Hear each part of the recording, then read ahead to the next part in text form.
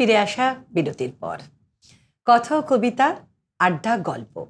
আর এই জমজমাট আড্ডায় আপনিও যদি আসতে চান, যোগাযোগ করুন 9433531731 এই নম্বরে। বর্ণালীদি, এত সুন্দর একটা মিষ্টি আড্ডা দিচ্ছি তোমার সঙ্গে। আমার প্রত্যেকটা কবিতাই কাকে ছেড়ে কাকে বলবো।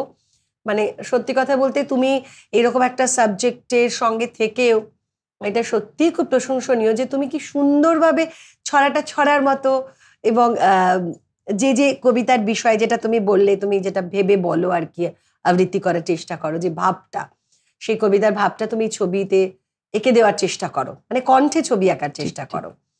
তো সেই জায়গা থেকে তোমার পথ চলাচল আজকে এসে কেমন লাগছে সেটা একটু বলো। এই পরিবেশে আমি যে আসতে পেরেছি, এটা আমার কাছে একটা বড় প্রাপ্তি। অনেক অনেক ভালো থেকো দিদি।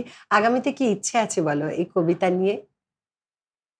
প্রত্যেকের হয় না একটা। হ্যাঁ, সে তো বটেই। আমার ইচ্ছে বলতে মানে আমি কিছু মানে রবীন্দ্রনাথের খুব মানে সিগনেচার কবিতা যেগুলো, সেগুলো একটু আমি একটা মানে রেকর্ড করে অ্যালবাম আলাদা করে করতে চাইছো। ওগুলো আবার নতুন করে আমি মানে পড়ে নতুন করে, সত্যি তো যত কবিতা পড়ি না, আগে আমি যেরকম মানে ভাবতাম, যত পড়ছি না অন্যভাবে কিন্তু তার বয়স বাড়ার সঙ্গে সঙ্গে আমাদের রবীন্দ্রনাথের কবিতা আরো যেন বেশি টেনে ধরে। ঠিক তাই। তো আমি রবীন্দ্র কবিতা ভেবেছি একটা, যে ওই মানে খুব বিখ্যাত কবিতাগুলো একসঙ্গে, জনপ্রিয় কবিতাগুলোকে একসঙ্গে করবে, আর সেটা করে অবশ্যই আমাদের শুনিও। আমরা অপেক্ষায় থাকলাম। অনেক শুভকামনা। এবার একটু কবিতায় যাব। হ্যাঁ, আমি এবারে ভাবছি যে শক্তি চট্টোপাধ্যায় বলবো। শক্তি চট্টোপাধ্যায় আমার ভীষণ প্রিয় কবি।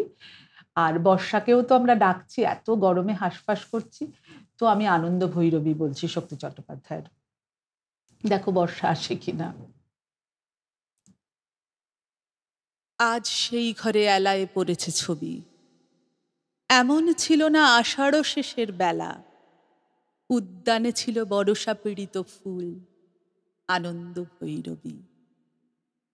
আজ সেই গোঠে আসে না রাখাল ছেলে, কাঁদে না মোহন বাসিতে বটের মূল, এখনো বরষা কোদালে মেঘের ফাঁকে বিদ্যুৎ রেখা মেলে। সে কি জানিত না এমনই দুঃসময় লাফ মেরে ধরে মোরগের লাল ঝুঁটি? সে কি জানিত না হৃদয়ের অপচয় কৃপণের বাম মুঠি? সে কি জানিত না যত বড় রাজধানী তত বিখ্যাত নয় হৃদয়পুর? সে কি জানিত না আমি তারে যত জানি আনখ সমুদ্র? আজ সেই ঘরে এলায়ে পড়েছে ছবি, এমন ছিল না আষাঢ় শেষের বেলা, উদ্যানে ছিল বরষা পীড়িত ফুল, আনন্দ ভৈরবী। তোমার দুটো উচ্চারণ ভীষণভাবে মন কাড়লো, আষাঢ় এবং পীড়িত। মানে এই দুটো না বললে কবিতাটার গ্ল্যামারটাই চলে যাবে। হ্যাঁ, আর আমি এই কারণে এটা একটু ভেঙে, মানে ভাবো বলছে বরষা পীড়িত ফুল, মানে এর আর কোনো বিশেষণ লাগে ফুলের? সবটা বলে দিলেন, অসাধারণ। আর উচ্চারণটা এত সুন্দরভাবে, মানে এত মানে কি বলবো, নিখুঁত করলে এই দুটো উচ্চারণ। এইভাবে আমরা প্রত্যেকদিন প্রত্যেকের থেকে শিখতে থাকি, কত কিছু জানি না, কত কিছু জেনে নিতে হয় এইভাবে প্রত্যেকদিন শিখি। আর এর মধ্যে কিন্তু ভীষণ আনন্দ আছে, ভীষণ আনন্দ আছে। আমি সত্যি কথা বলতে আজকে যতকাল বাঁচি ততকাল এই একদম এই দুটো বিষয় যারা কবিতা চর্চা করেন তাদের বলি, মানে বর্ণালী দিকে সঙ্গে রেখেই, যে এই দুটো উচ্চারণ কিন্তু কবিতাকে পুরো যে ভাবার্থ, আক্ষরিক যে অর্থ, সেটাকে কিন্তু একেবারে চট করে গেঁথে দিল মনের মধ্যে। আমরা পরের কবিতায় যাব দিদি। আচ্ছা, অনেকের কথাই, অনেক কবির কথা এলো, তো বাঙালি তো নজরুলকে তো বাদ দেওয়া যায় না, তো নজরুলকে একটু আনি। তো নজরুলেরও জন্মদিন এই একদম কিছুদিন আগেই গেল। তো প্রেমেন্দ্র মিত্রের নজরুলকে শ্রদ্ধাঞ্জলি, নজরুল কবিতাটির নাম। একটা তুফান, উল্কা একটা, আর এক বুঝি তারার দেশের ফুল। একদিন এই তিনের হঠাৎ হলো কি পথ ভুল, তিনে মিলে যুক্তি করে তাই হলো নজরুল। নামটাই তার নজরুল, সে নয় মোটে একজনা। তার সঙ্গে তিন শরিকের কোথায় বনিবনা? ফুল বলে যে বিলিয়ে সুবাস ফুটে থাকতে চাই, তুফান বলে সামনে যা পাই ভেঙে দিয়ে যাই, উল্কা বলে জ্বালিয়ে জ্বলে নিজেই হব ছাই। নজরুল তাই ফুল ফোটালো প্রাণ মাতানো গানে, তুফান মন্ত্র দিল দেশের মুক্তি সেনার কানে, উল্কা হয়ে জ্বলল নিজেই নিজের বেগের টানে। সেই নজরুল নেই কে বলে, এক্কেবারে ভুল। সেই নজরুল নেই কে বলে, এক্কেবারে ভুল। বাংলা ভাষায় তিনে এক সে, উল্কা, তুফান, ফুল। বাংলা ভাষায় তিনে এক সে, উল্কা, তুফান, ফুল। কি মানে সুন্দর একটা বার্তা। কিছু কবিতা আছে যেগুলো খুব একটা চর্চাই করা হয় না।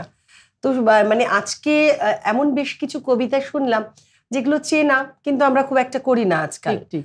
আবার কিছু কবিতা পেলাম যেটা নতুন করে শুনলাম, ভীষণ ঠিক। ভালো দিদি। আমরা একেবারে শেষে জানো, শেষটা তোমার কবিতা দিয়ে শুনবো। তোমার সঙ্গে আড্ডাটা আরেকটু দিতে পারলে ভালো লাগতো, হ্যাঁ, কিন্তু আমারও তাই। কবিতাগুলো এত ভালো না, যার জন্য আমি গল্প কম করে মনে হলো দিদির কবিতাই শুনি। কি আচ্ছা, শোনাচ্ছ শেষে? হ্যাঁ। আমি নীরেন্দ্রনাথ চক্রবর্তী বলি, তার 100 বছর, তাকে তো একটু শ্রদ্ধা জানাতেই হয়। তা তুমি যে চর্চা করো এবং খুব ভালো রকম চর্চা করো, সেটা কিন্তু আজকে আমরা বুঝতে পারছি যে তুমি প্রত্যেকের সঙ্গে বেশ ভালো রকম ভাবে জড়িয়ে আছো কবিতার সঙ্গে। আচ্ছা, ধন্যবাদ। আচ্ছা, আমি নীরেন্দ্রনাথ চক্রবর্তীর নিজের কাছে স্বীকারোক্তিটা বলি। এটা কিন্তু আমারও কথা, আমার কবিতার প্রতি এটাই শ্রদ্ধাঞ্জলি। আমি পাহাড় থেকে পড়তে পড়তে তোমায় ধরে বেঁচে রয়েছি কবিতা। আমি পাতালে ডুবে মরতে মরতে তোমাকে ধরে আবার ভেসে উঠেছি। আমি রাজ্য জয় করে এসেও তোমার কাছে নত হয়েছি কবিতা। আমি হাজার দরজা ভালোবেসেও তোমার বন্ধ দুয়ারে মাথা কুটেছি। কখনো এর, কখনো ওর দখলে গিয়েও ফিরি তোমারই টানে কবিতা। আমাকে নাকি সবাই জানে, তোমার থেকে বেশি কে জানে কবিতা। আমি ভিড়ের মধ্যে ঘুরে বেড়াই, গোপন রাখি সকল শোক। আমি শ্মশানে ফুল ঘটাবো, তাই তোমার মধ্যে চেয়েছি ঢেউ রটাতে। আমি সকল সুখ মিথ্যে মানি, তোমার সুখ পূর্ণ হোক কবিতা। আমি নিজের চোখ উপড়ে আনি, তোমাকে দিই তোমার চোখ ফোটাতে।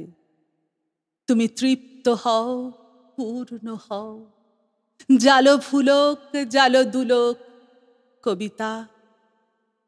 আমি পাহাড় থেকে পড়তে পড়তে তোমায় ধরে বেঁচে রয়েছি কবিতা। কি সুন্দর, ভীষণ ভালো থেকো বর্ণালীদি। আরো অনেক প্রাণবন্ত কবিতার উপস্থাপনা তোমার কাছে পরবর্তী সময়ের যেন আমরা শুনতে পাই, এরকম ভাবেই আমরা অপেক্ষায় থাকি। অপেক্ষায় রাখলাম আপনাদেরও।